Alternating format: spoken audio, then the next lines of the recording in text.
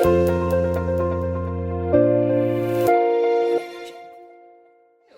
know, the fear of failing. That is a huge one. That inner critic is going to think of all the reasons why you've failed in the past, or all the reasons when or why you started a hobby and it never transpired into what you thought it was going to be. And so you've proven to yourself that you are a failure, that you are a quitter. But you aren't a failure, you're a quitter. What happened was you just didn't have a good game plan. And so we're going to fix that. What is your first, quickest, easiest step that you can take to overcome one of these obstacles? I call it a quick win. Of all of the obstacles that you just wrote down on the piece of paper, what obstacle can you tackle and make one step towards that gives you a quick win? Letting yourself not be perfect in these certain things that don't matter, because in a year, you're not going to remember if your house was messy and if your laundry was done, but you are going to remember if you found time to reach your goal. So it's a give and a take. There's a sacrifice, but for me, I can handle a messier house and dirty laundry, and I can let those things go. Is that people need to clue into and figure out what mindset, what disbelief do you have about your life and your system that's holding you back. Because if it's money that's holding you back, then you're going to struggle to make that next step. But your money insecurity came from an inner critic somewhere in your past that taught you to be insecure and worried about money. So you have to dig in a little bit and think about what happened in your past that's causing that inner critic to come up.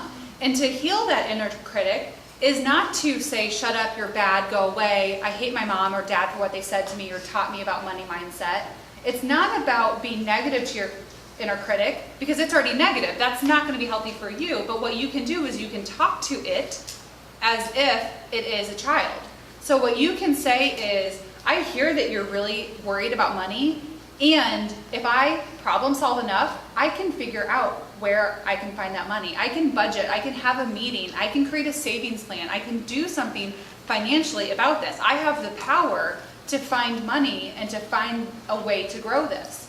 Look, I started AG Behavioral Health and Consulting on a 0% credit card, where I put all of our cash bills on my husband's income, which I was lucky enough to have. I put everything else that we had on a credit card, and I had $15,000 on a credit card within 6 months.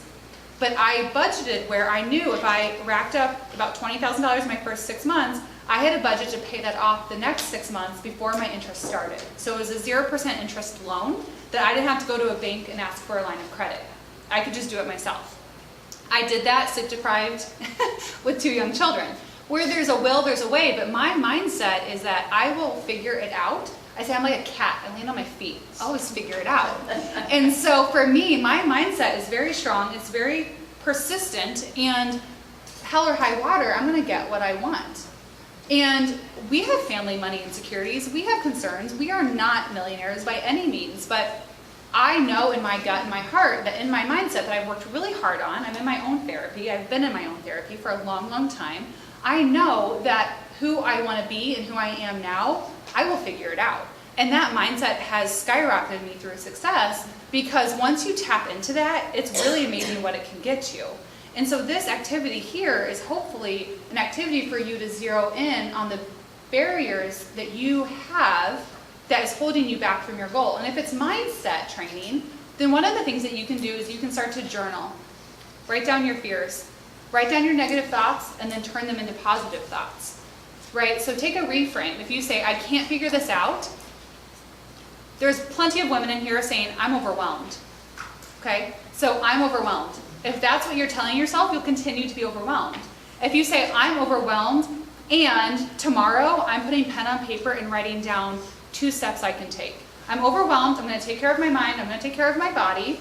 I'm not going to dig in because I'm feeling kind of activated right now, but tomorrow when I'm calmer, I'm gonna write down those 2 things on a piece of paper.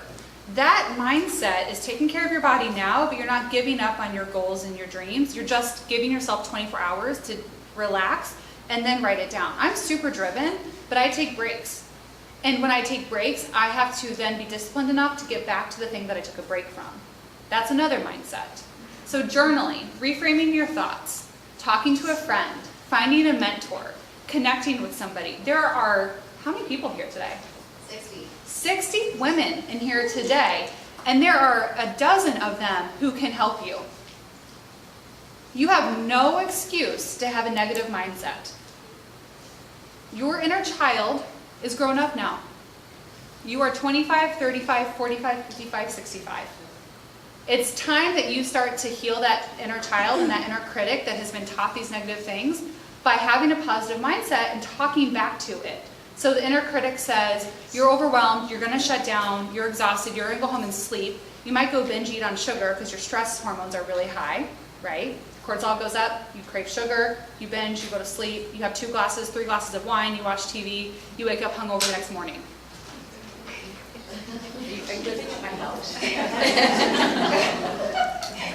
Okay, so that inner critic is saying, soothe me, make me feel better, I'm overwhelmed. And you say, child, I hear that you're overwhelmed. I see that you're dysregulated. What would we tell a child? Let's take a couple deep breaths. Let's go for a walk. Let's journal your thoughts. Why can we give our children the best advice in the world, but we can't give it to ourselves? Right? So for us to say we can't, I can't afford this, I can't afford that, that's coming from something that's getting in your way. That's a mindset issue. So first step is self-awareness. So I'm opening your eyes, I'm taking the blinders off, right? I'm showing you what you need to see. And now what you need to do is go take that next actionable step from the activity that we did here today.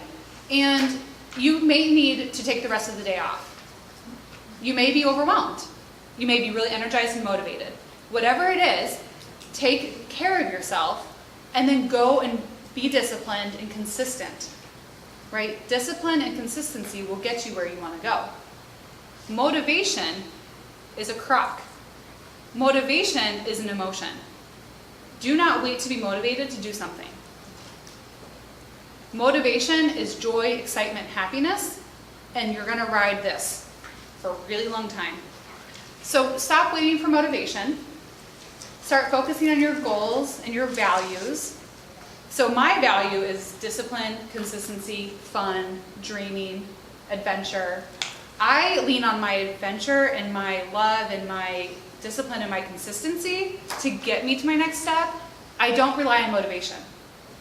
Because I was a Division I athlete, a couple degrees, got married young, all that good stuff. It wasn't because I was motivated to do all of it, it's because I saw my end goal and my vision of where I wanted to go. And I had the discipline and the consistency to do it, but I'm also very kind to myself. I treat myself very well. I talk to myself very nicely, and I have no shame about that. When I'm feeling myself, I take a picture, I post it on social media. I mean, when I'm feeling myself, I put it out there because I've given up the mindset that people are going to judge me and criticize me for what I'm doing. Because the day that I die, I'm going to not be worrying about what those people thought of me. I'm going to be worrying about what I instilled in my daughter.